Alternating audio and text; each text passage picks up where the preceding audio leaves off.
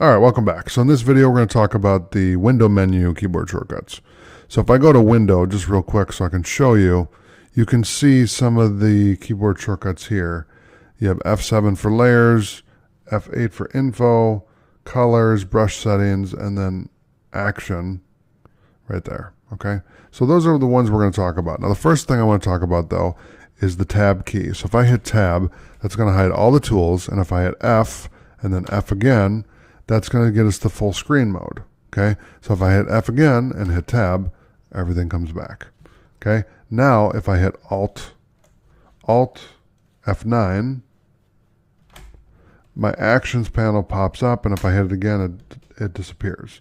Brush settings, if I hit F5, it should pop up and then disappear. Color, if I do F6, it's going to pop up and then disappear. Info, F8. Really, where's info? It should work. There it is.